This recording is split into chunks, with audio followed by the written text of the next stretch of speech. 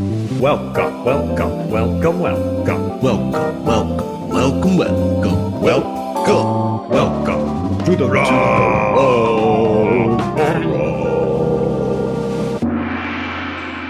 Happy holidays, everybody. Yes, it's that time of year. It is. I'm Brian. And this is Constantine, and we are the Roma. He's the champion, and I'm the runner-up, and we got Clinky. cocktails. We got cocks. Oh,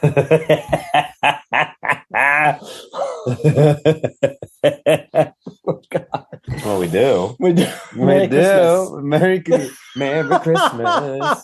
Merry Christmas. When we had it, that's not what we got for Christmas. No, we already had them. Although we might. I mean, you know, the night's everything, Constantine. Guys, happy holidays to you, though. Yeah. We are here at In my LA place together. in Los Angeles. I like the way the Brits say Los Angeles. Los Angeles. Los Angeles. Yeah. You think it's you can't civilized or confuse something. I know, right? You uncultured swine. No, Constantine was just coming through, so we're recording an episode today to remind you that neither of us have died. Nope. The podcast is not dead. Nope. We just got busy. Constantine Yeah. got married and was Married. celebrating honeymoon. Yeah. So, I mean, we got What is legally married during marriage? COVID. What But is we never did a real right. marriage. We didn't do a marriage. A wedding. So we did a Wedding. wedding. Marriage. Is what brings us together. Oh, that's how it was. Yes, Yeah. so they say. Yes, we did that, and then we saw Brian Mm. on the way to or from the marriage. No, Joe, I'm drinking. It was I forget on the way to the marriage. Yes, because you were getting Pauline's dress, That's right. Got Pauline's dress. and then Gloria had a corn dog, like the a hot jumbo dog, corn the corn dog, right? Yeah, the corn And dog. we had at hot Lucky dogs. Tiki. Somebody asked me, my cousin asked me, I was in San Francisco. I saw my cousin. She said, "What food do you miss living in PG?" Mm. And without thinking, I said hot dogs. Well, hot dog. Because you could she's like, really? You could, America does hot dogs well. Even a bad hot dog is like a good hot dog. But overseas, like hot dogs, just, I don't know what it is. They're usually like lamb or chicken for some reason in PG, and it is just not, it's not lips and assholes hot dogs, you know? Well, you know, they're probably healthier for you over there. I don't want this health food stuff. Keep me away from your What was that from? vegan Was that Planes, Trains, and Automobials? I'm going to take What's your in a word hot for dog? it. He's like lips and assholes.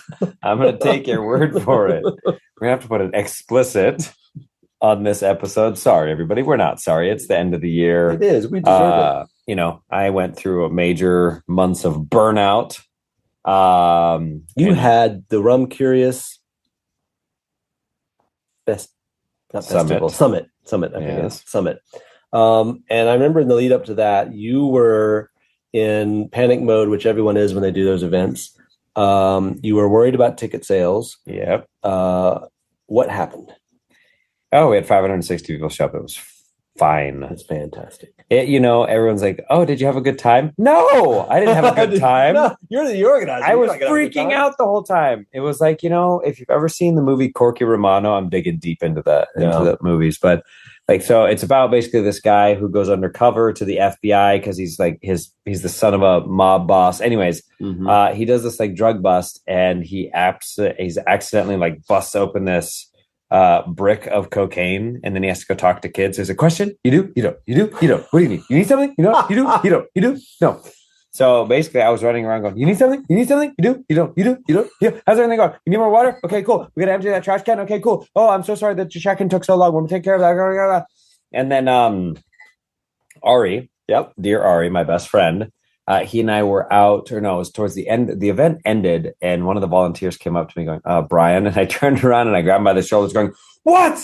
What do you need? What do you need?"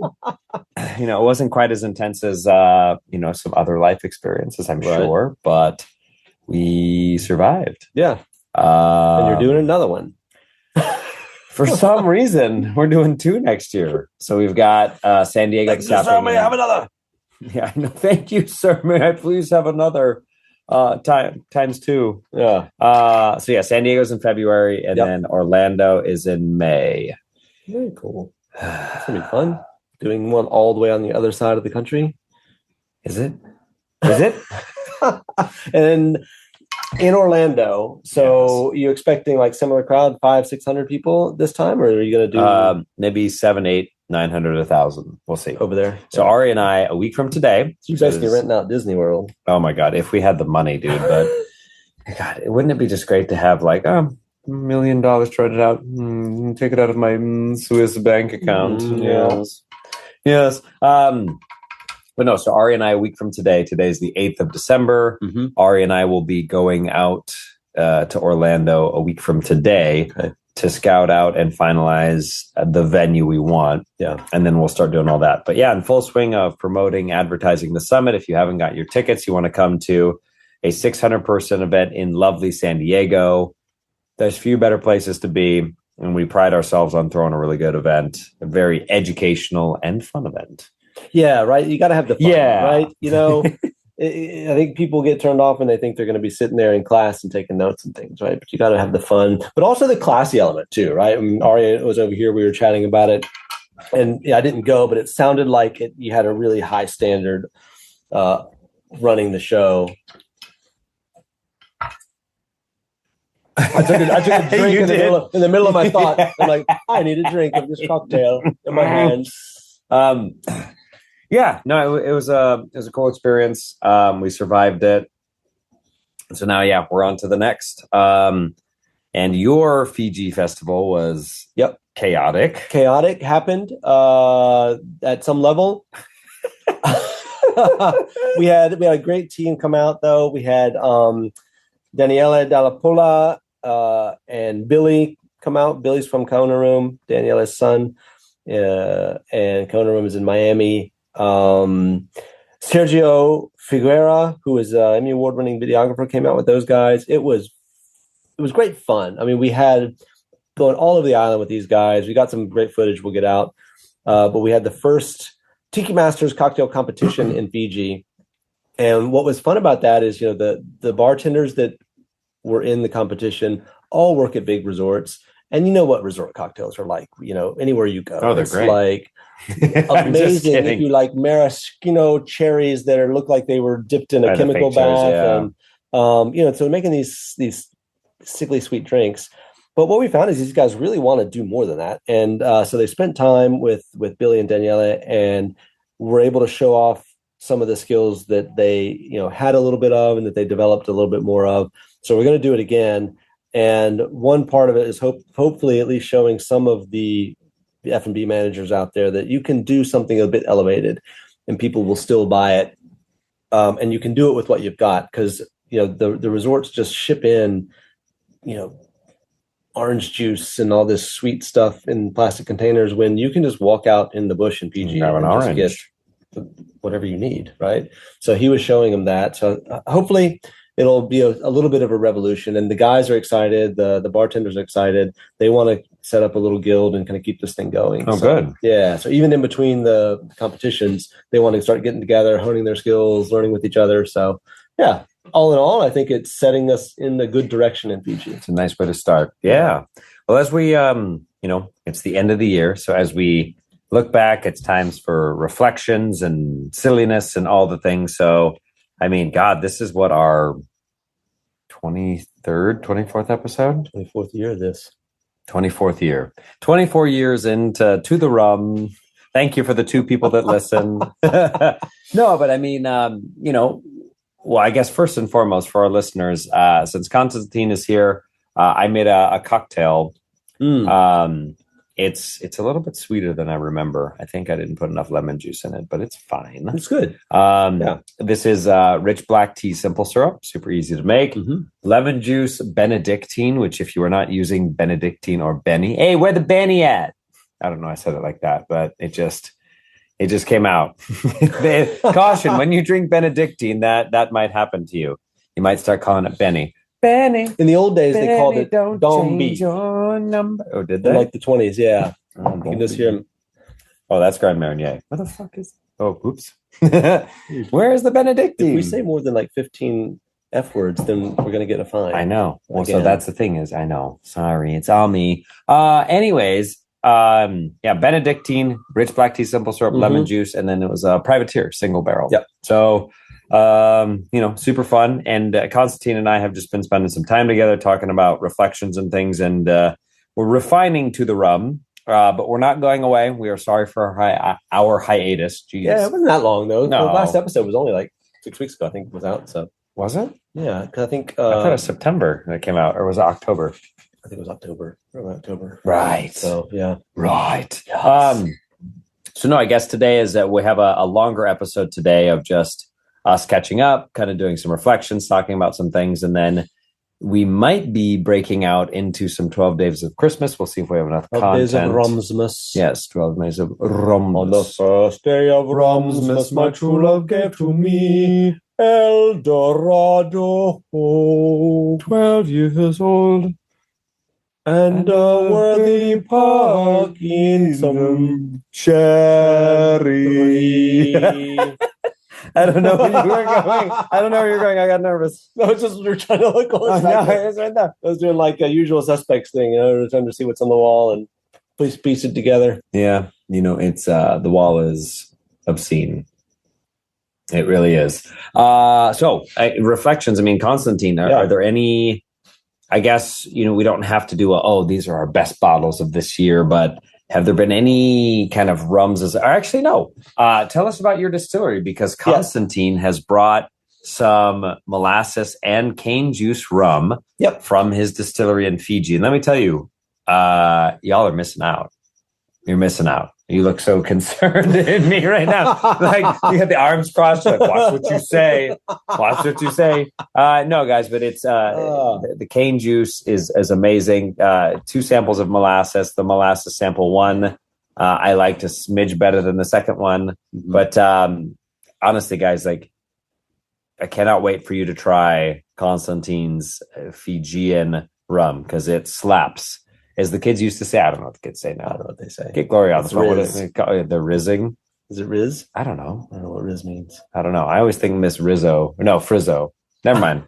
Magic. Jump on the magic school bus. Was it Rizzo, one of the Muppets? Yes. Rizzo the rat. The rat. Yeah, Rizzo the rat. And then I always think Grease. Hey, Rizzo, I want to talk to you now. I also didn't realize how sexual. Quick pause on that. Rewatching the movie Grease. Oh, I did not realize how sexual that movie was. Yeah. It's like 2 girls, 2 guys. As a kid, what is this, when my a sisters gangbang? watched it, right? Yeah. And it's just like you don't get it. Yeah, like when you're 7 and you hear the word gangbang, you're like, I don't know. You probably went right over your head. You're like, oh, okay. It's going over my head now. I mean, the other one for Grease Lightning, the chicks will cream for Grease Lightning. I was like, that was on TV. My God, yeah. There's stuff on TV that you I don't know how that back in those days you can't get on TV today, which is I don't know if that's good or bad. Probably there's some better shows on TV back then. But no, the rum. Back to the rum. I brought this rum here for these guys because you try it, your family tries it, you think okay, it's good. Is it? And you have a little bit of doubt. So I brought it to these guys sort of to give it to them and get an honest opinion. I think we're in the right direction. Nothing on the market yet. That will change. Things take, of course, longer than you think. But yeah, things are moving. So we got liquid in glass and on people's lips. Yeah, and I mean, is there a likelihood that next year rum starts becoming more available? It'll be available next year. For sure. 100%. Well, and if you want some, you can go down to Rum and Tiki Fest Fiji 2026. September, it'll be the week of September 19th. We got to get that date locked in, which we'll do hopefully before the end of this month. And then hopefully I'll be back in Feb. And maybe if you're in the LA or San Diego area and you want information or tickets, you can come and because most likely will be discounts of some sort. Yep. But yeah, outside of that, what else, Constantine? Last night, you've seen this before, but I saw The Dawn of Tiki last night, the documentary. If you haven't seen this movie called The Dawn of Tiki and you're a Tiki fan or just a history fan or even just a rum fan in general, look it up. They're moving around. I think you can only see it in theaters for now. Yeah, I don't think they have any streaming or DVD. Or No who makes streaming. DVDs anymore? No, I think it's going to go to Blu-ray. No, I got my money on HD DVD. Do you remember that war way back in the day? Yeah, but so Dawn of Tiki, though, tell us about it. Tell us about it. I saw it as well. Yeah, it traces the life of Don the Beachcomber, Ernest Raymond Beaumont Gett, which may not have been his name. And that's the whole kind of theme that goes through the movie is what Don said and what truth were sometimes Seldom related hand in and hand, sometimes yeah. not related. Yeah, there was a bit of space there, which is good, though, because he was the P.T. Barnum of drinks. Of rum. It really had to be. But I don't want to spoil it because I was actually surprised by some things in there. Same. There was not a dry eye in the theater at a couple points. So it was, yeah, I mean they did a screening at the Rum Curious Summit as well, and it's just one of those things to where you kind of hear things, but unless you've done deep research, which these guys clearly did, getting a lot of big names to kind of offer commentary and share stories, etc. But there were a lot of things that I didn't realize. The one that's not I'll say one thing. It's not a big spoiler, but I didn't know that the Beachcomber off of Hollywood and McCadden here in Hollywood opened the day before Prohibition ended. That's funny, right? Yeah. And it's fascinating. So there's a lot of cool things. Easy. Yeah, 100%. There's a lot of cool things that you guys should absolutely see. I think they're trying to work on distribution right now to see about when and how and all of those things. I'm going to turn off that ice machine. Hopefully it's not killing us. Yes. Yeah, so that was fantastic, though. The Dawn of Tiki. Go see it. The people that made it are great. They were all there last night. Really generous with their time, answered questions, which I think they do that at screenings usually. Which I thought was there's usually cool. like a Q&A so you can ask things after the fact. Yeah. No, fantastic. Found out Don spent time in Fiji. I finally figured out there's a place called Pacific Harbor, and there's a weird development there that never was very successful since I've lived there. And I always ask, why is this here? What is this?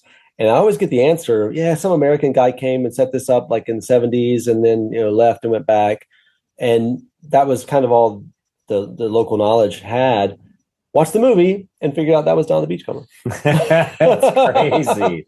And it's still so there, well. and it's just being redeveloped into I think what his vision was, which was a Fijian cultural center. So that's ongoing, and it may be a cool place to see if you ever make it down there. Yeah, when you come to Rum and Tiki Fest Fiji. Mm-hmm. So yeah, I mean, outside of that, guys, looking and thinking about just other things from this past year, I tell you, for me, I just got spread way too thin between being full time now at Lucky Tiki, traveling for Bargain Court, brand work for El Dorado. The Rum Curious Club kind of took a step back for a second. I mean, hell, there were times where Constantine would be messaging me and I would message him weeks later going, I'm so sorry. Come save me. Please come kidnap me. I can't do this anymore. Take my shift. Yeah. Can you take my shift, please? Oh my God. Yeah. It's just been a lot. So, doing some reflection and figuring out how I can be more present, for myself and do the best work I can for all the brands in the bar that I represent. So, I tell you, though, I don't think I would trade bartending for anything. You have a lot of fun and interesting stories, as I was telling you earlier today. I can imagine those things you see behind the bar. And most of the time, it's great. It's great to learn a trick and a trade and learning how to shake and do all the things and being able to build multiple cocktails while maintaining a conversation and being an entertainer and all that. That's fun. The ones that, you don't necessarily anticipate, though, are the guest complaints. I'm sure it's a minority, but it still is something that sticks out, right? Oh, for sure. Those ones that you remember the most. Yeah. I'll tell you a different one that I told you today. The one that happened most recently, I'll share at another time. But so the second guest complaint I ever got, there were these young girls and they just turned 21, legitimately. Yeah. So at Lucky Tiki, you have to buzz in and then do you have a reservation? Which I didn't figure out the other day. I was standing there looking at the door like an idiot. I mean, sometimes it is fun to watch people because, we have cameras. So just to watch them kind of they'll hold on the door and then try and knock on the door. And I'm like, nope, that's not going to do it. It's not going to, I mean, even though if you had bright sign that said pull the door on the pickles or people wouldn't see it. Anyways, so these girls buzz in, they tell the host, they give their name. sorry, you're not, there's no reservation. My mom made this reservation for me. So that's how it started. So that's how it started. And then so anyways, we accommodated them. So technically they were walk-ins because there was no reservation. And so within one of the girls, two very young girls, one was very nice. The other one sits down and goes, I want a quesadilla. Doesn't look at the menu, doesn't look at anything, just goes, I want a quesadilla. And I go, yeah, I'm so sorry. We don't have that. Okay, chips and guac then. I'm like, yeah, we're not a Mexican restaurant. It's tiki. So it's like Chinese food, and there's hot dogs and burgers that you can get from downstairs. Okay, fine. She like opens the menu, drinks, they order their drinks, they order their food, all within about 10 minutes. Mm-hmm. and this girl goes, excuse me, as I'm like making other drinks. I'm like, yeah. She goes, just so you know, you could have been nicer when we sat down. Oh, gosh. And I'm a take no BS bartender. So like I put my hands on the rail and I lean close and I go, like nodding, and I go, good to know. And I go back to making drinks. Just because, like, you know, I mean, in that time, it took me everything to not go, oh, I'm sorry, we didn't have doves flying and flower petals thrown before you while you came into the bar. Sweetie, if you go to a dive bar, you'll find out real quick just how nice bartenders can be. No, it's a thing where people don't know how to behave in public, or it's getting less and less. Like I was on the plane going to San Francisco the other day. And there's one thing that annoys me is when people bring like stinky fast food. Oh, dude, or fish. If you bring fish onto a plane, go die. So we had that. There's a special place in hell for you. It's awful. It's awful. Yeah. Like you shouldn't do it. But so there was that on the plane. And then behind me, on the window seat in the row behind me, someone was clipping their fingernails. Oh my God. Clip. Oh. And you know they weren't catching it. No. It was just, oh God. So it's an epidemic, I think, now, and I think COVID made it worse, of people, you know, not knowing how to behave in general in public. Yeah. But I will say one thing. I'll give credit for one thing. They were 21 and they went to a bar. When I was with my cousin up in San Francisco the other day, we went to Last Rites, which was fantastic, and then went to the dumpling place next door. Mm-hmm. And there was a group there celebrating a 21st birthday. Oh, boy. And they were not drinking, had no plans to, because we got a little bit involved because we had to take a picture for them and all that. Yeah. No plans to go to a bar. Weren't going to go to a bar. I was like, what happened? Like, what are we doing, children? Why aren't we going to a bar on our 21st? Yeah. I mean, shouldn't they be in a bar? Well, here's the thing is, apparently the youngest generation that's coming up and able to drink are choosing not to drink. Now, that's not everyone, so I don't want to broad brush and say the entire Gen Alpha, Gen whatever they are. I don't even know. I can't keep track anymore.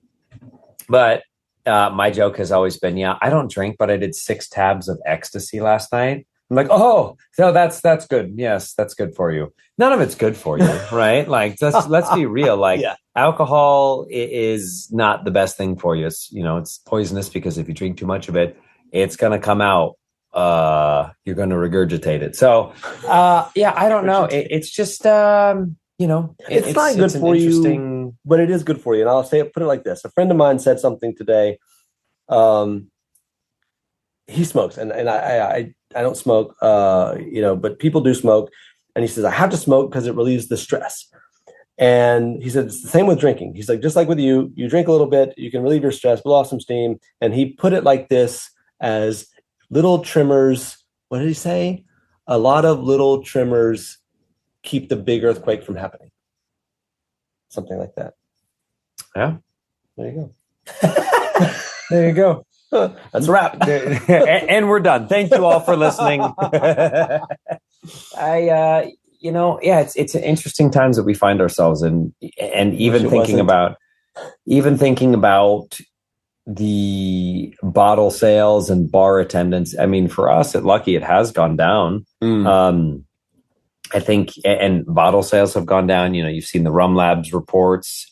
I do brand work for a few different brands, and everyone's kind of seeing the same thing. And I think one of the biggest things that's hurting the alcohol industry is not that some people are choosing not to drink. I think that's part of it. But the biggest thing is just the uncertainty of the economics, particularly around tariffs, And the way that we handle tariffs in this country is kind of like that scene in one of those South Park episodes where they like make fun of the banks are going to get bailed out. Mhm. So the little boys, Stan, Kyle, Cartman, and Kenny, they go into this room and kind of see where the decisions are made. And all it is a chicken's head is cut off. Someone plays kazoo and the chicken runs around until it falls and can't run anymore. Mhm. And then that's the decision that's made. So like that's how yeah, pretty much.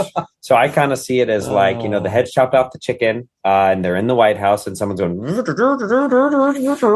kazoo. And then all of a sudden it's, country, Guyana. Okay. And it falls on 40%. Yeah. Great. 40% tariff on Guyana. And a lot of that's just trickled down. So yep. it doesn't help us. So people have slowed down their buying. I haven't. Obviously not. Evidently not.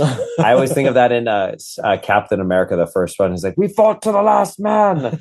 And then the red face, the evil Nazi guy goes, evidently not. And then kills the last survivor of the battle. Mm-hmm. Like, anyways. And some of the coolest things that I've bought this year. So the Velier Savannah her.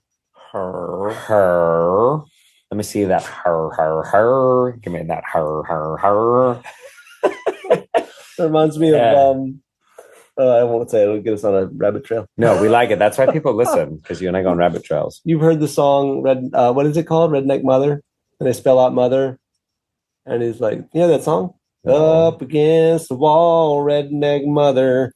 Why is she against the wall? Well, you have to hear it. But then he goes, M is for the mud flaps you give me for my pickup trucks. O is for the oil that I put on my her. T is for T-bird. H is for haggard. E is for eggs. And R is for redneck. They spell mother. No, I got it. Yeah. Who is that? Ray Wally Hubbard?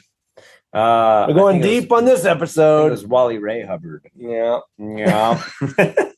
Hey. Her. So the Savannah her, I had it and I can still taste it like a bubble gum in my mouth. Yeah, it's well, we don't need to go into production, but it's a funky rum. It's not overly funky though. It's a weird funky though. It's not doesn't fit the funk profile of normal funk profiles. It's kind of like if you took bubble gum and cotton candy and blended them together and then turned it into alcohol. Yep. And that's actually distilled from Big League Chew. Oh my dude. So the hat's coming off. So I enjoy making some avant-garde simple syrups from time to time. Yes, I did. Sure did. And so the problem is that I ruined the pot that I had. And I learned pretty quickly. So then the next day, believe it or not, I was like, okay, I'm going to do a toasted marshmallow simple syrup. I ruined that pot too. So then I had to go out and buy 2 new pots. So I've got to figure out. The bubblegum syrup was great though. I mean, it was fantastic. Oh, sure. It was so good. Yeah. I made bubblegum daiquiris. Yeah. And it was, Oh, no. And I called the daiquiri raindrops on roses. Mm-hmm. Raindrops on roses and gumdrops on kittens. I don't know if that's the words. Now I'm second guessing my very existence. Nope, it's not the words at all. It's good. But it should be the words. It should be the words. You know what? Gumdrops on kittens. Wasn't it gumdrops on kittens? Sun roses and kittens on mittens. Summer mittens. Warm summer mittens. What does that even mean? No, it's not what could have been. Oh, you know what it is? It's in the scene in the episode of The Office where Andy can't remember the second part of the Kit Kat bar. So give me a break. Give me a break. Break me off a piece of those ice cream shoes or whatever. Like, I swear to God, he says that. Maybe he doesn't. But so apart from Savannah Her, I will tell you some of the other bottles that I've really, really enjoyed this year. I mean, of course, anything Worthy Park is fantastic. Mm-hmm. But I'm actually the most excited, and this is a shameless plug, but no joke. There's a mainland rum barrel pick that we're doing you tasted it. It is fantastic. For the Rum Curious Summit. It's an 8-year-old single barrel distilled in California using Hawaiian molasses. Yep. And it's a kind of a unicorn because Hawaiian molasses hasn't existed for quite some time, as you and I were talking about. Yeah. And so that's a good one. And then outside of that, dude, I think I've just gone down the rabbit hole of cocktails and really wanting to showcase rum in cocktails in a plethora of different ways outside of just the, just tiki, the classic tiki daiquiris, and yeah. There is a lot more, and we talk about this a lot. There's so much diversity in rum, but there's also that diversity in how you can use it in cocktails. Oh, I agree. And, Shannon Mustafer, who was on the show, is just a master at that. I was just watching one of her videos the other day, and again, I got to get that book. I ordered her book. I have received her book 3 times, and it's disappeared all 3 times. What was the joke you were saying? It got tidied up. I'm gonna get in trouble. Yeah. Yeah. I mean, even just taking that further, though, we say, and a lot of people will say that rum is the world's most diverse spirit. And then when you talk to them, you sometimes can get into I only drink cask strength rum, unadulterated, neat. Make a cocktail, man. So that's one end of the spectrum for sure. And I was that way a long time. Yeah. I was that way a long time. Love that long time. And then on the other end of the spectrum, you have people that will just argue about the best rum combinations for Mai Tai. I've made 3,000 different variations of the Mai Tai, and you're like, wow. So the whole thing though is that it's of the opinion of me and the Rum Curious Club that if rum is the world's most diverse spirit, it's got to be enjoyed in an equally diverse manner. So high proof, low proof, neat cocktails, rocks. My joke that I say at Lucky Tiki and I bartend all the time, because I always pour tasters for people. I'm like, here you go. And, I'll get usually asked, am I supposed to shoot it? And I'm like, no, man, it's like Burger King. Have it your way. So Burger King, if you're listening to this, please don't sue me. Or sometimes I'm asked if people think that I think that they're stupid by putting a bottle in front of them with the alcohol. But, I put my finger in the pickle the other day and went up to Lucky Tiki. If you go to Lucky Tiki and you don't know how to get in, you got to put your finger in the pickle. It's a little clue for people. That should be your tagline. Your when you guys advertise, put your finger in the pickle. Get on up to Lucky Tiki. Woo! But I was up there, and Bryan was conducting the show there, and you made. You did your paper plane riff. Yes. You did a couple other things that were not like the normal tiki repertoire. Disgruntled Mai Tai. Those 2 cocktails are creations of Sam Ross, who is a genius. Big fan of Sam. Yeah. Son of Sam. Sammy. Oh, that was around here, wasn't it? I think so.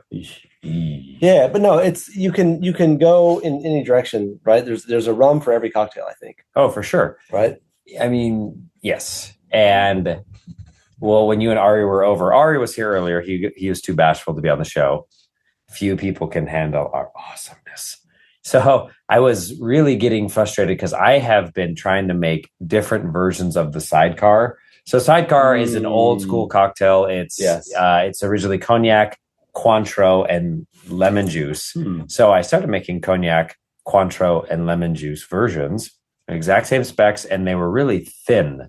I was like, whoever thought that this was good at some point is awful. Like, how you taste a cocktail from yesteryear and you're like, who in the hoot and hell? Let's bring that one back. It could be that we just don't have the spirits that they had back then too, right? No, it's dog do. No, I'm kidding. Oh, it's just dog do. Yeah, it's dog do. No, you're right though. It could be part of it. It could be, a rich, simple syrup. Maybe we didn't capture the recipe. But also though, not every cocktail's good. I mean, go to the 80s. If you get some historian digging Club back Med and being like, these are the cocktails they drank in the 1980s, and start serving it.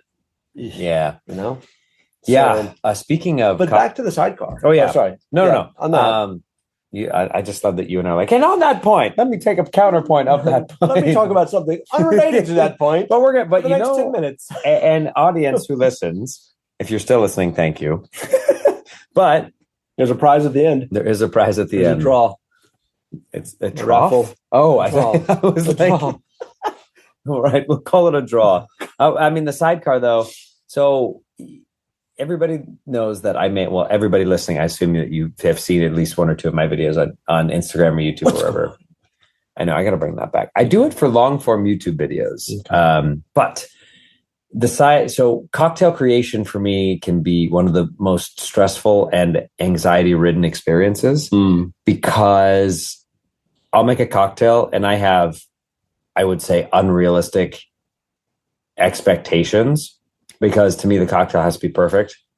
And if it's not that, then I get frustrated and then I try to make another and I get more frustrated. Well, and if you just drink it every time. I know.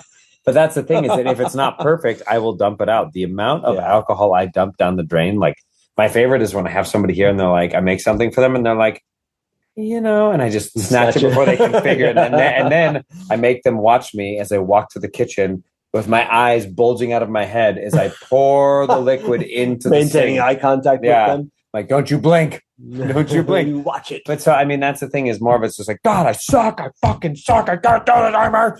And, it's basically, I know, pretty much, man. And it's like that combined with like, I'm like self-flangulating myself, but instead of actually whipping my, whipping, that's what I come from a long line of Irish Catholics. But my mom's Catholic. I'm not, my dad's not. So that makes me a half Catholic.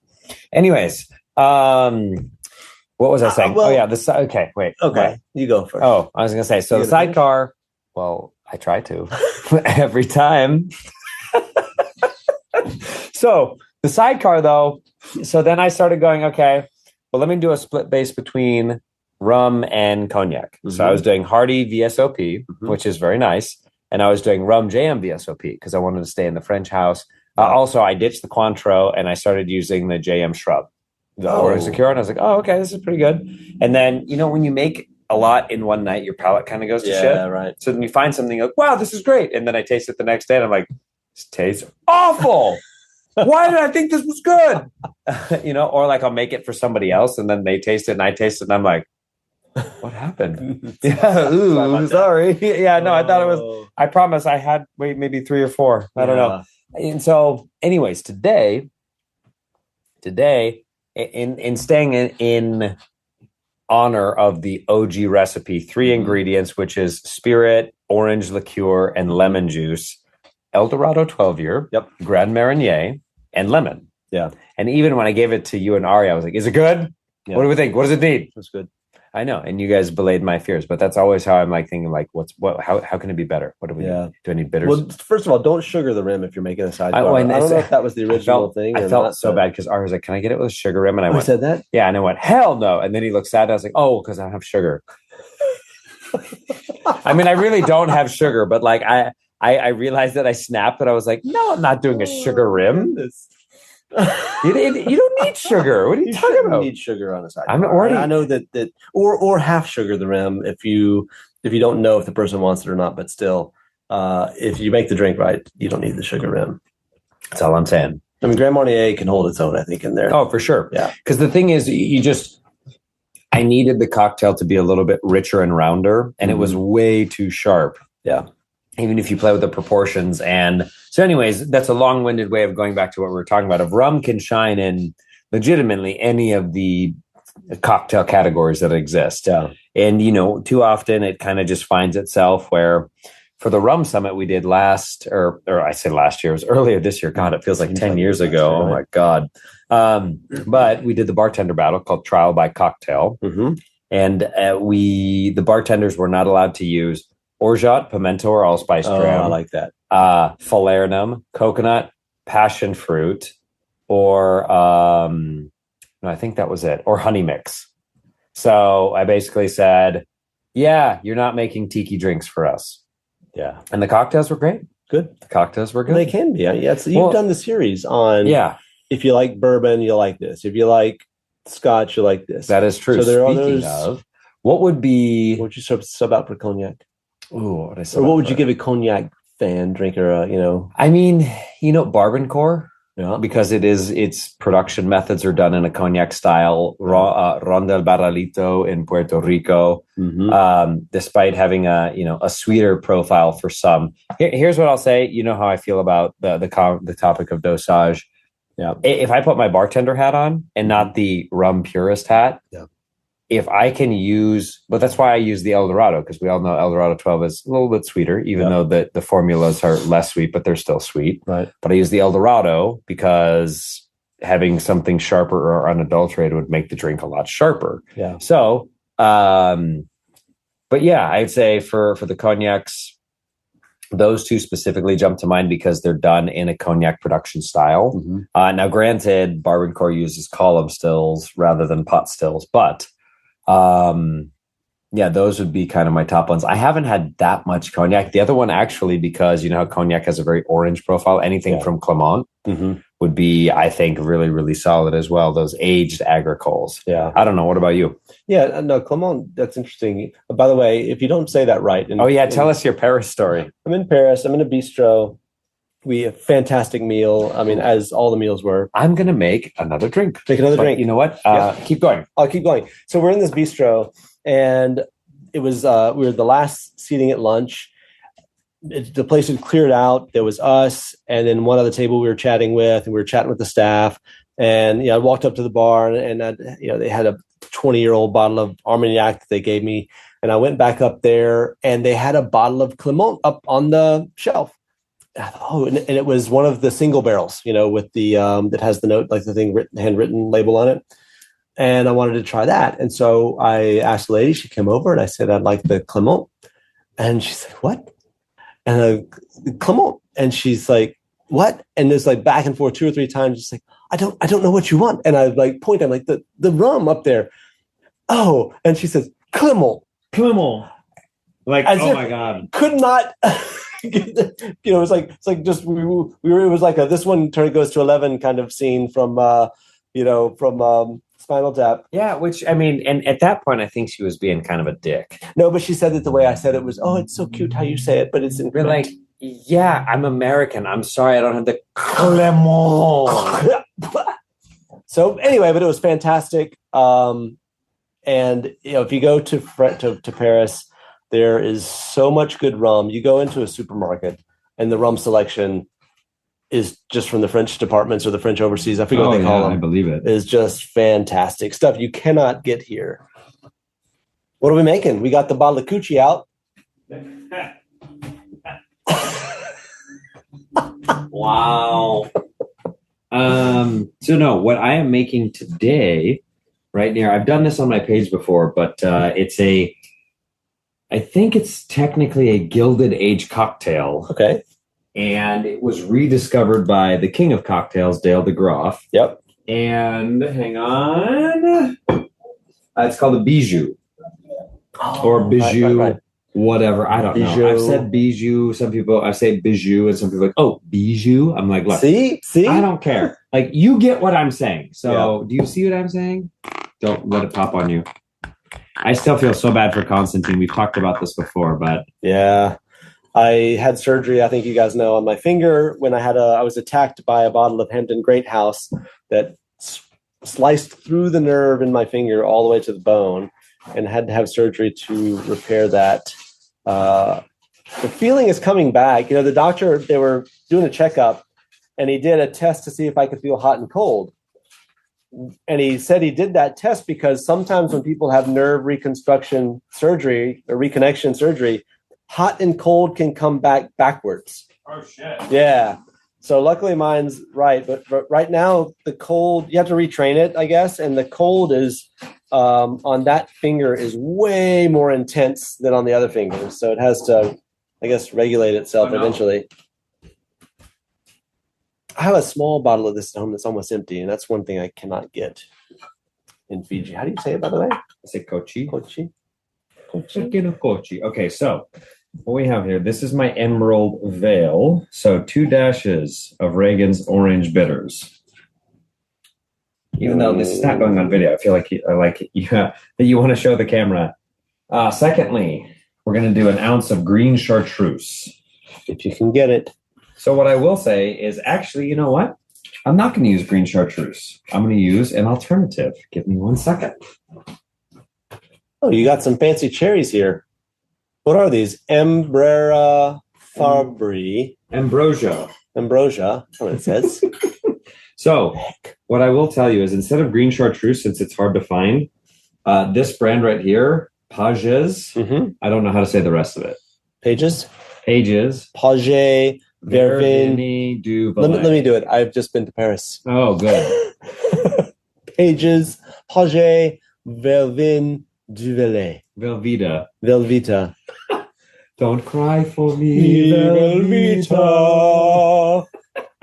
Okay, so, but I will tell you, Constantine, you've had enough green chartreuse, right? No, I have not had enough green chartreuse. Well, have you had it? Do you know what it tastes like? I have. Okay. Well, the reason I'm asking is because I want you to try this because it smells like cherries. Well, I wonder why. Not you're smelling the cherry jar, not the Pages, to be clear. Here. This is the Pages. All right. And then we'll do the green chartreuse on the side. It's also green. Yeah. When you go to these bistros and things in Paris, they have massive bottles of chartreuse up above the bar. Oh, yeah. Well, what is that all about? Well, half the world's allocation of chartreuse stays in France. And then, so they got plenty. Then a vast majority of it then comes to the United States and then is allocated elsewhere, as far as I understand. I have yellow chartreuse. Yellow chartreuse is good. Pages does make a yellow as well. So I will die on the hill that it is a 1-for-1, even though people are like, you'll never have a 1-for-1. Whatever. We found it. Ladies and gentlemen, we got it. I mean, I'm sure that there's definitely subtle differences there, but in a cocktail, I think you could sub that out. Yeah, is this easier to get? The Pages easier to get for you? Oh, yeah. They're a Total Wine. Total Wine. Total Wine for the win, yeah. Total Wine, where you can get Dooley's 14 for $50. That is the legitimately best. The best deal in spirits, I think. Oh, yeah.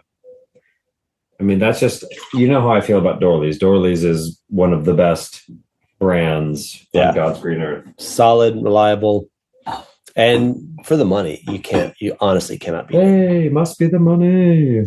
If you want to go and take a ride with me. Okay, sorry. Oh, geez, oh, why did you feel this way? Must be the money. Oh, look at these fancy ice cubes. And then the cool thing about being what is going on outside? Is that your car? Nope. The double stir. Oh, nice. I wish you guys could see this. Double stir. You've got clockwise with one hand, counter or anti-clockwise with the other hand. Okay. There were car alarms going off outside Brian's studio when we arrived. Yes. He wore I got to get faded Denver Broncos t-shirt. I've worn this a lot. The house was made of wood. You know how you do like radio, like on NPR, where they have to describe everything when they go in a room? Mm-hmm. Wish I could do that. I mean, what do you see, Constantine? I see a Denver Broncos shirt, a Denver Broncos hat. Or these Broncos. How are the Broncos doing? We are the number one seed as it stands right now in the AFC. Okay. And the best record in the AFC. I couldn't even tell you what teams are in the AFC. Why? Because I'm from Alabama. Go back to Greenville, Alabama. And we got college football, which has no controversy at all. None.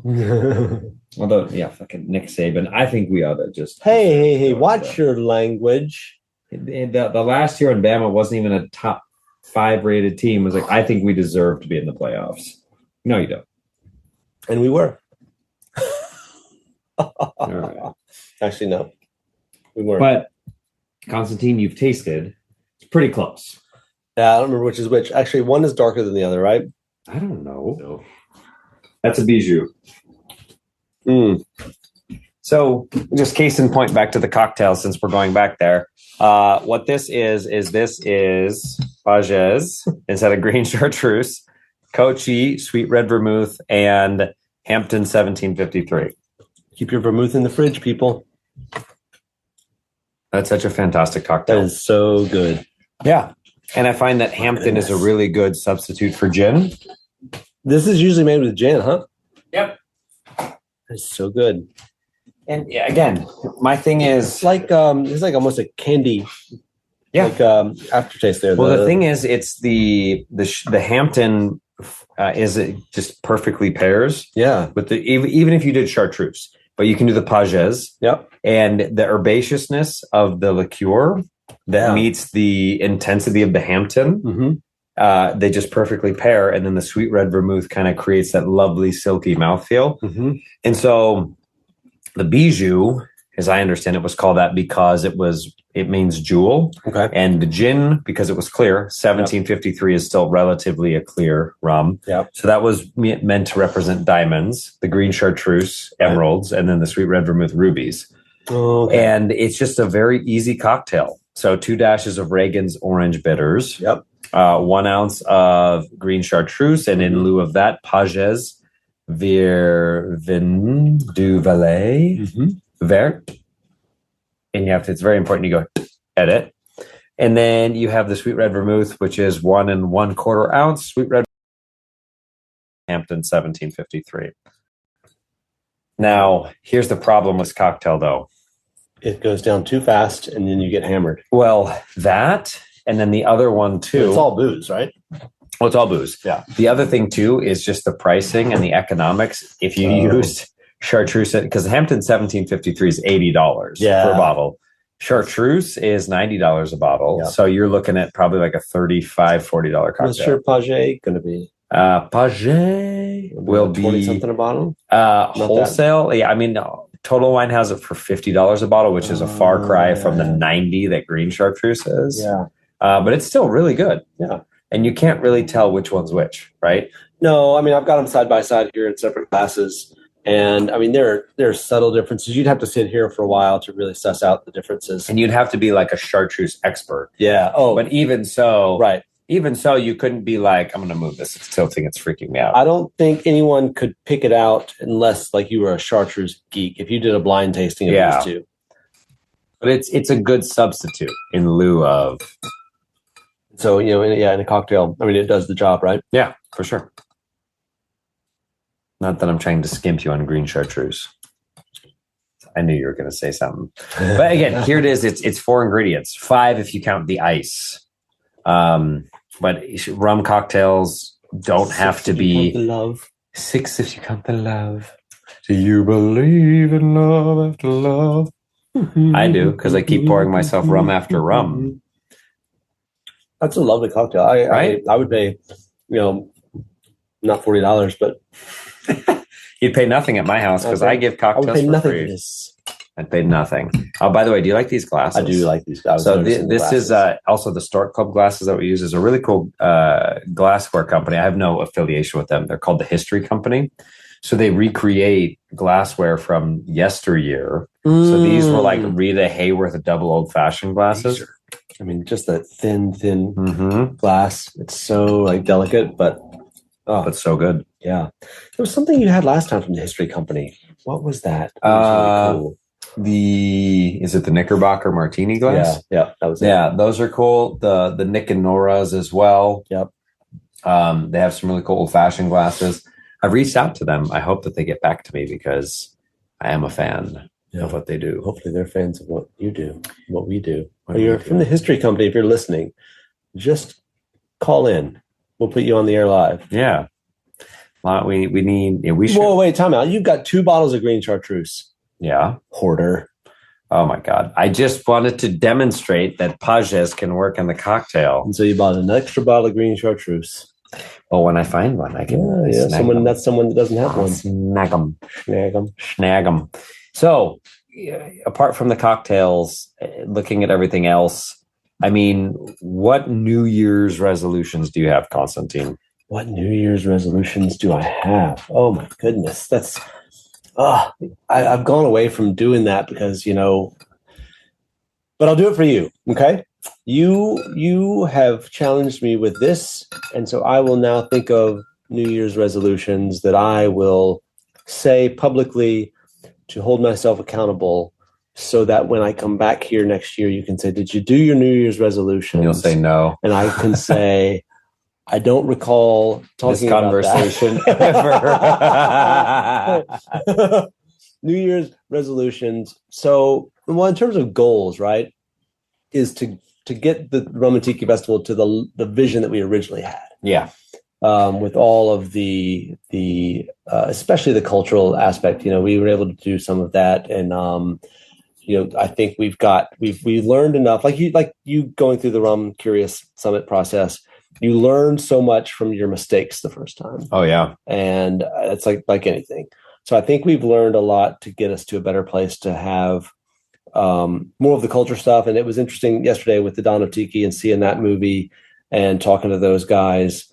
I think there really is. You look at Don the Beachcomber, and there's some misperceptions, I think, at some level. I think this is in one of the books. I can't remember whose book it was, or it may have actually been Trader Vic, where they were talking about, it was definitely Vic. I think it was the shrewd businessman and all that part of it.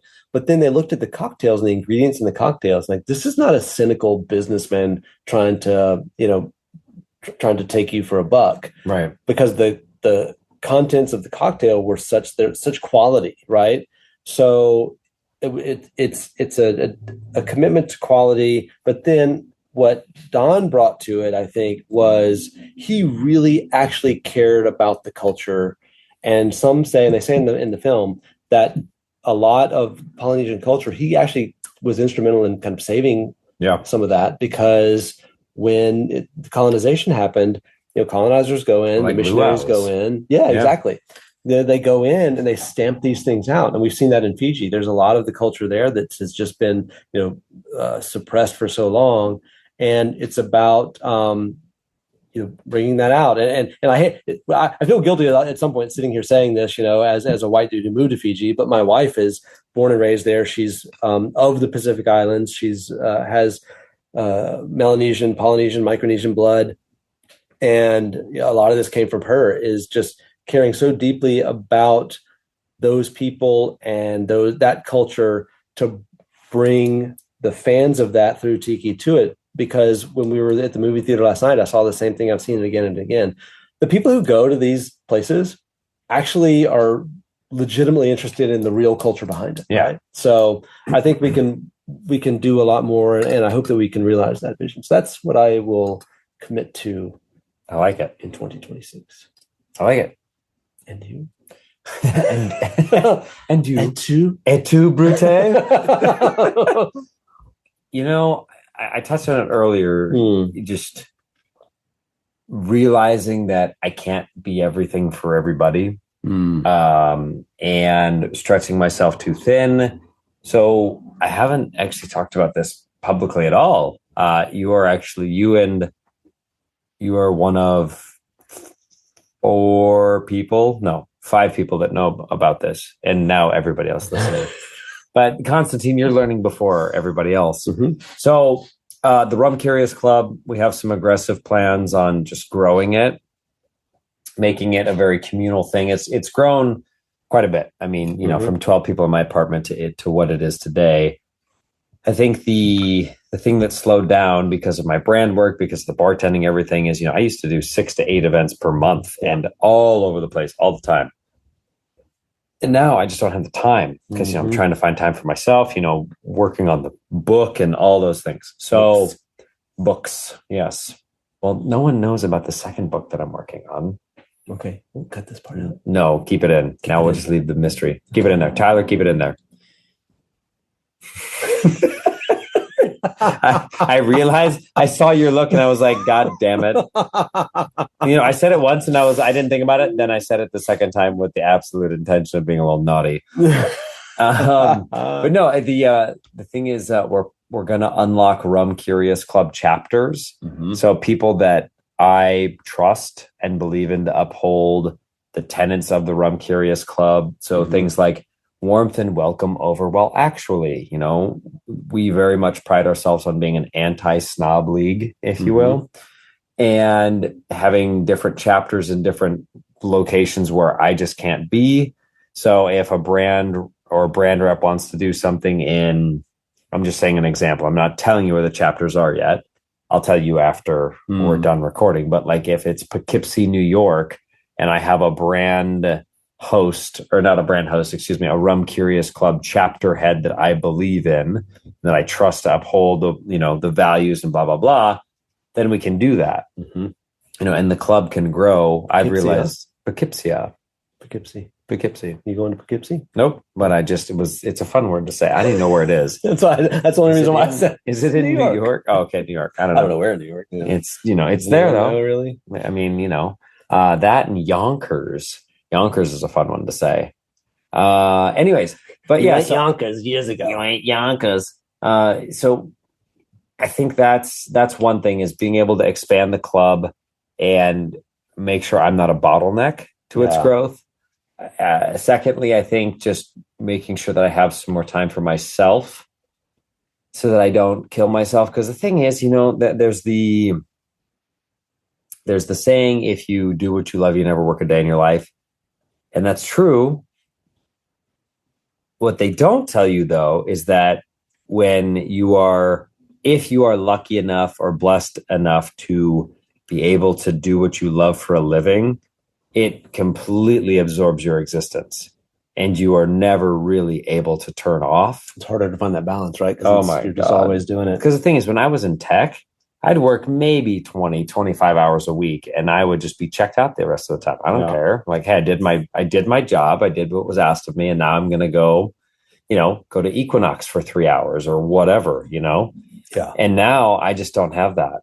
I have now I got to get on. I got to do this part of the book. I got to get this back to my agent. I got to go, get this thing for the summit going. And then if I don't have that, then I got to promote this event that I'm doing next week because I haven't had a chance to promote it. Oh no. Oh, look, I ran out of time. Now I have to go to my shift and be there for 9 hours. So I think next year is all about balance and being able to kind of reshift, reprioritize and all those things. So those are mine. Yeah. Okay. I mean, it's one of those things that you just have to figure out that balance, because it's a like you mentioned, it's one thing to get burnt out in your tech job when you're working for the man, but when it's your passion, oh gosh, that's dangerous to get burnt out doing that, right? So yeah. But you guys, I mean, Bryan has done. I have to say this: you've done so much for this category that I think is fantastic in such a positive way. So I'm looking forward to see Rum Curious expanding with that same spirit. Thank you. Yeah. It's the funny thing is, it's always so strange when someone comes into, so Garrett Richard from Sunken Harbor Club, he came into the guest bartending shift and it was amazing to guest bartend, or it was amazing to bartend next to Garrett and watching him go, well, I'll never be that cool. But the funniest thing about that whole night was, I'm making drinks in my well, and Garrett, comes over and he says, hey, I have a friend who's too afraid to come talk to you. Can you come say hi? And I'm like, what do you mean they're too afraid to talk to me? Like, what is that? What? You big star. But it's just like that, or like, or when people are like, can I get a picture with you? I used to go, why? You can't do that. No, but I didn't understand why they want, like, because to me, like, I'm just talking into my phone. I don't see the right when it goes out into the ether. Or the other one too that's funny is, if I'm not at Lucky Tiki, like the day that I have off, we have this thing called bingo card at Lucky Tiki. So and it usually is filled out every night, because usually we'll have someone say, do you want to see pictures of my home tiki bar to the bartenders? Or you'll hear, at my home bar, this is how I make my drinks, or I home make my orgeat, or some variation. People asking about who designed the bar. And then the other big one that is just up there with everything else, if I'm not at the bar, oh, where's the rum champion? And it's so bizarre, but I appreciate your compliment. I truly don't feel it. I feel kind of like, we've talked about this, Sisyphus. Oh, yes. More times. Yeah. But yeah, it's always so funny when someone's like, I was really afraid to come talk to you. I'm like, do you know who I am? Like, have you watched my content? Do you hear me like talk? Like, you don't see me singing behind the bar of Lucky Tiki show tunes 1 minute and quoting the Mummy the next. But it's interesting, people with personalities of people, right? I can kind of understand that, where people don't realize this. So I am actually super introverted. No one believes that when I tell them. But you see someone who likes what you're doing, they're watching your stuff, And I mean, in this day and age, someone with your level of following on Instagram, I mean, that's like modern day celebrity status, right? So, and the other thing is something I learned when I was a kid.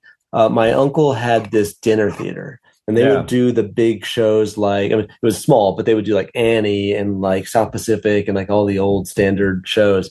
And so as a kid, you'd go there and you'd see him up on stage in character doing the thing. It was always the weirdest thing as like an 8-year-old to then, because we would hang out, right? And we'd go in the back where the buffet was. That was sort of the after party. And then you'd see this lady who was playing this cute little character or something up there, with like a whiskey and a cigarette, and totally different people. And it was so jarring.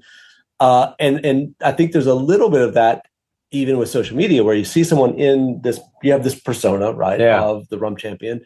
And they see you, and I guess people can feel a little intimidated, Which it's just so funny. It's so funny. Like, this one girl came to the bar and was like shaking. I was like, "Hi, Brian." Oh, but that's so adorable, though. I'm like, "Hello." Yeah. Like, I want to be like, "What the fuck you want?" Like, you know what I mean? What do you want? What do you want? Get her out of here. I know. I could always act like some other gruff and grumpy people in the category. Don't talk to me. But no, man. I mean, we're all rowing in the same direction. I mean, look at you, Constantine. You have a rum distillery. You've hosted a festival of your own, so we're all out here. And my thing is, it's going to take all of us. So I've never understood the awkward, weird gatekeeping or weird energy you get from people that are territorial. No, I knew rum was cool before you. Like, and it's a minority. It's a very small minority, for sure, which is good. Or the other ones that get me are the comments that I get of like, "Stop talking about rum. We don't want people to find out how good it is. I don't want to pay more for it."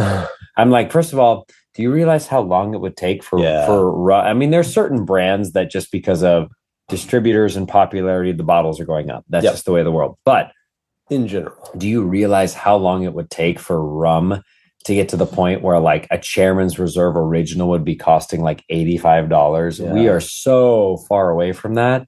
And so I just don't like this. No, this is our thing. I knew this was cool before. Like, no. I want it to be cool for everybody. I mean, I've seen that in whiskey. I've seen some just ridiculous snobbery in Scotch whiskey, especially even in bourbon. I mean, to some extent, I don't think it's quite as bad in bourbon as it is in Scotch whiskey. There can be such a snobbery around Scotch. And what's interesting about that is I find that people, that's probably the same as rum. The people that I find are the biggest snobs around Scotch don't seem to know really once you get into it. I know. Right? They don't know enough. They look at an age statement as the end-all, be-all indicator of quality. Well, I mean, it's the same thing when we had Martha, Christelle, and Zan on, and we were talking about the people.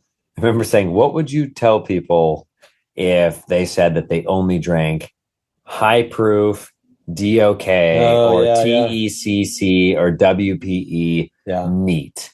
And Christelle, I remember Christelle going, "Well, I think that would be a good indicator that someone doesn't know what they're talking about." Yeah. And that's from I know Christelle isn't involved in the day-to-day anymore, but she was. Her family still owns the distillery. So, like, it says it all. I mean, it's if you like that, it's great. And I think that's what you always say. It's like, drink what you like, know what you're drinking. Good old, I stole it from Richard. We all stole it from Richard. But to gatekeep that, no. Yeah, that's the thing, right? Is, we all know I'm not a big fan of flavored or spiced rum, but if you like it, who am I to judge? Yeah. I think my bone to pick, like I was telling you, is it just defines the category. And if something defines the category, then I don't like it. It's just kind of like with, rum cocktails. People immediately think tiki. I'll go into a bar and say, "Hey, like, what rum cocktails can you make?" And they go, "Well, I don't have any tiki ingredients." I'm like, "Well, my guy, can you make me a rum Manhattan? Can you make a paper plane?" Well, you open up their aperture a bit, right? If you do that. Trying to. So, yeah, man, we're all just out here doing our thing and being miscreants and having a good time doing it. So that's the thing is, you remember when Richard was on our podcast, and the thing I took to heart from that is when he's actually quoting Gregory from Nason, just saying that we're in the business of selling pleasure, and pleasure is supposed to be pleasurable. Yep. So, I mean, there's some people that are masochists out there. Oh, we'll talk about this after we're done recording, but I sat next to a dominatrix when I was visiting a bartender that I knew at Death & Co. in downtown LA. And the stories that woman was telling me, obviously clients' names redacted. Yeah. I didn't ask for the names, but just going into detail about what certain people liked. I was like, people enjoy that? I'd be on the floor in pain for 25 minutes, like probably crying and, whatever. But, the whole point is there's a wide spectrum of pleasure. There's a wide spectrum of rum out there. And, if you want to take your $2,000 bottle of Black Tot Last Consignment or $1,200, excuse me, don't correct me in the comments.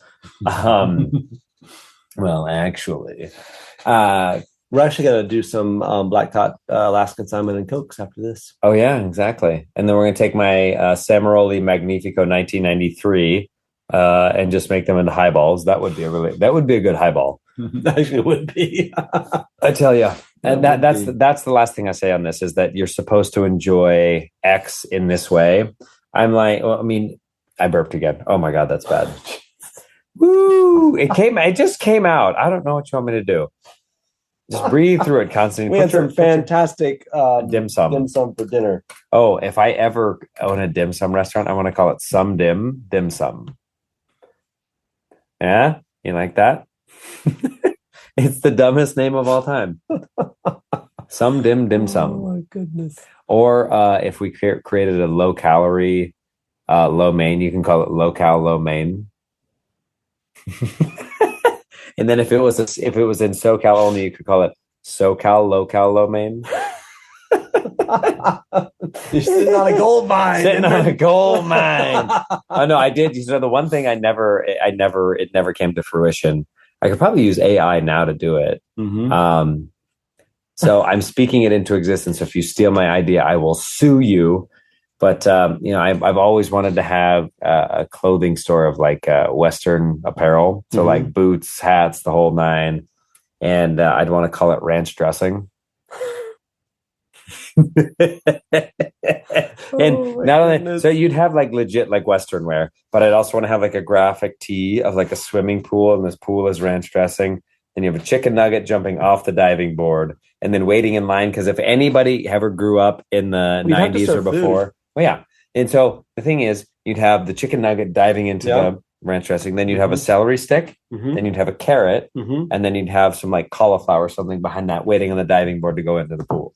So for those of you that went to public pools, like I remember that was like my thing in the 90s. Oh, yeah. You had to wait your turn to get on the diving board. Yep. So that, but yeah, like ranch dressing. There you go. That's where three ideas. You're just absolutely. We haven't even talked about that, the bar and all of those sorts of things. So I guess the last thing, Constantine, is as we're wrapping this up, because we can. Or we can keep going. We can wrap this up anytime we want to. I can wrap it up right now. Done. No, so I guess if we're looking future bound, where do you see yourself in 5 years? No, but if you look into your crystal ball, like, where would you like to be? Oh, I cannot say that, because I can't say that. Where I would like to be. Well, would you still be in rum? Would you be doing? So rum, 5 years from now, still in rum. Having, Fiji rum is not that really widely available, right? Yeah, the only thing that's really commonly is Eric has his single origin, the Holmes-Key, which is I always recommend that bottle. Outside of that, though, Bounty isn't out of there, and then everything else is really either I think misses the mark. Yeah, with the exception of Fiji single barrel rums. But as we both know, rum is not in a place to where many people, and I'm talking about grand scale. Obviously, you and I know in our lovely community, plenty of people that would spend $100 to $200 in a single cask of Fijian rum, or single bottle from a cask for $200. I know, right? $200. What do you think you got, Chelsea Clinton? Sorry, wait. Yeah, I went into rush hour. So when Chris Tucker takes the phone call from the terrorist, he's like, I want $50 million. And he goes, $50 million? What do you think you got, Chelsea Clinton? I love Rush Hour. It's so good. They're making a fourth one, apparently. They're also making a fourth Mummy. I'm like, after all this time, like I'm kind of down, but like Rush Hour 3 was kind of sucked. Anyways, back to you. But the problem with PG rum is, you look at the independent bottlers. I mean, they all get it from Sheer, right? And Maine Rum, they just don't have anymore. Yeah, and especially now, with the first right of refusal from Maison Ferrand, which also, there have been some good Plantaray Fiji rollouts. Yep. But it's not something you can't just go and get it, right? No, I mean, even like the Samaroli stuff. Again, it's allocated. It's higher dollar amounts. Yep. Yeah. The best rum that they make. I don't know if you guys know this, right? So Brian knows. I try to bring a bottle when I come. There's a brand called Bounty that's made by South Pacific Distillery, and it is their best product by a wide margin. Yeah, it's so good. And by the way, before get it overseas. I know, and it also is confused. I don't mean, who knows if Spear Bomb would allow that to be brought in. I don't think Spear Bomb seems to be super. That's part of the problem. Yeah, they have to change the name, and to be honest, the name doesn't make any sense. Because the HMS, it's after the HMS Bounty. Yes, right? and Bounty did not go. Never went to Fiji. It went through. I think it's called Monkey Face Passage. There's it did, but it never made landfall in Fiji. What I will tell you is, I ran out of time. I had to. By the way, I'm getting back into the gym because my lower back is going to snap in half if I don't do it from bartending. But I'm so sorry. I didn't. No, I ran out of time because I was going to make coquito. So coquito is like Puerto Rican. I thought we ran. Oh no! I'm paying for the fancy one, so we can keep going. But that was on my list, by the way, of things to talk about. Coquito? Yeah. Oh, on my handwritten list. Okay, let's talk about coquito. It's in my bag. You have coquito? No, the list. That was so misleading. That was so misleading. I was like, how very random. You know eggnog. You may not know coquito. Brian made coquito. So basically, it's the easiest thing that you can make because it's a very Puerto Rican thing. I've hated. I do not like eggnog. I cannot drink it. It's too thick. It's too. Blaspheme. I will blaspheme. So I've had a few people, because I've been to Puerto Rico 3 times. I'm going to go again in March. I've had a few people say, "Hey, make coquito because it's not as heavy as eggnog." So I made coquito, but the whole thing is I had some Rum Curious Club annual members over. Part of their membership, they come and get to drink whatever they want for free. Yeah. I made coquito, and I used the bottle of Bounty. And it was fantastic because coquito is coconut milk, the whole fat in a can. And then you do sweetened condensed milk, evaporated milk.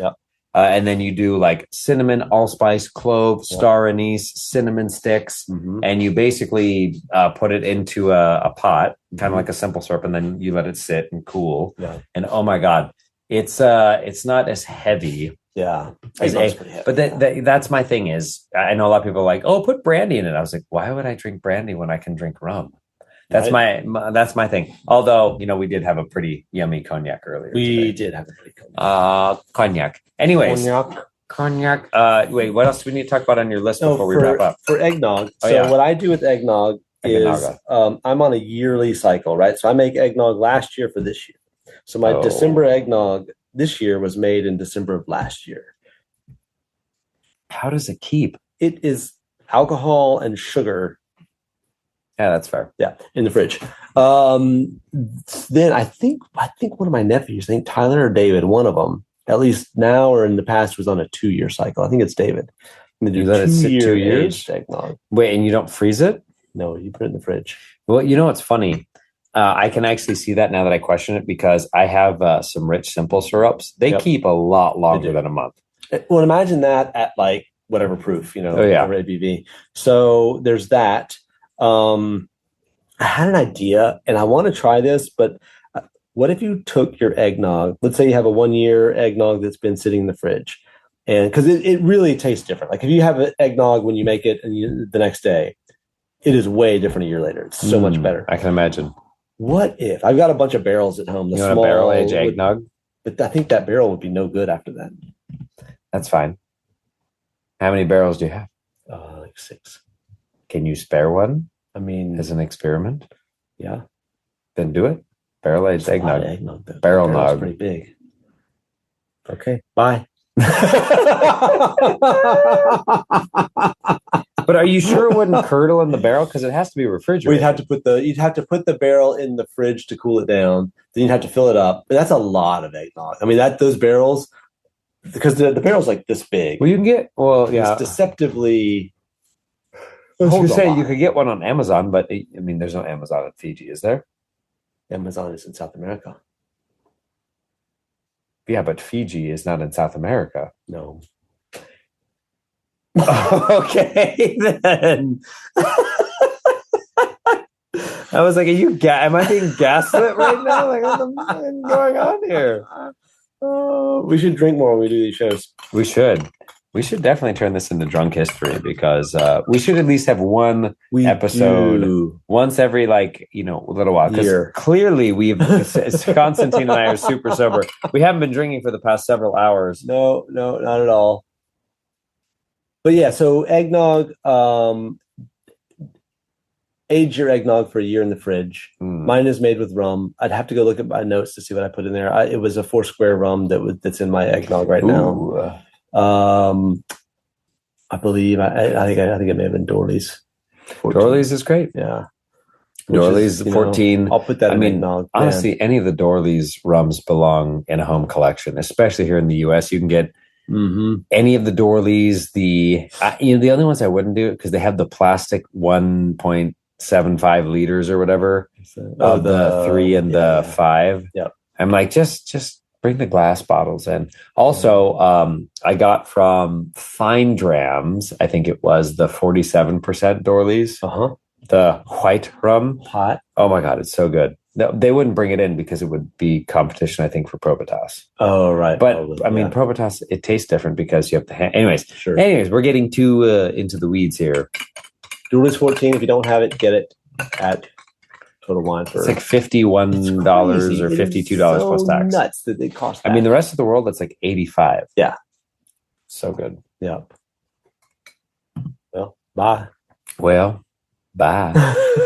And you all tombstone this.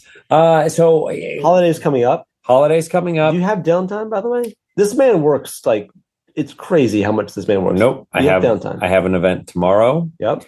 And then I bartend Wednesday through Sunday. Yep. Fortunately, we have buyouts this week, so they'll be a little bit more relaxing. Yeah. And then Monday the 15th, I fly to Orlando with Ari. I'm in Orlando Monday, Tuesday, fly back Wednesday, and then I have another shift. And then I do, I think, 4 days next week. So I'll have 1 day off, quote unquote. And my 1 day off is going to have to be focused on selling tickets for the summit and creating content for that. Yeah. And then I don't even know what's going on after that. I haven't even gotten that far. So no, I don't have downtime. Okay. Like I kind of wish that if I had a lamp and I got a genie, I'd be like, can you give me my own version of Pepper Potts that just is compensated from somewhere, something, and that can just manage my life for me, because my life would be so much easier if I had somebody just telling me what to do and managing my schedule and keeping what to do. Make me a drink. We haven't even finished that one. I know, but by the time I finish it, I'll need another one. If you're in LA, put your finger in the pickle and go to Lucky Tiki. We were there 2 nights ago. 2 nights ago I was there. Yeah, with Chris and Elise. Fantastic. Yeah, they're fun. Yeah, it was a great time. Good crew. Brian good behind the people. bar is just what you'd expect. Just runs the show and will give you the absolute most fantastic cocktails. Yeah, just don't reach for napkins without asking. Don't. Yep, use your words. The food is great too. Food's good. Oh, the hot dogs. Oh my God! But the tiki food is great too. Yeah.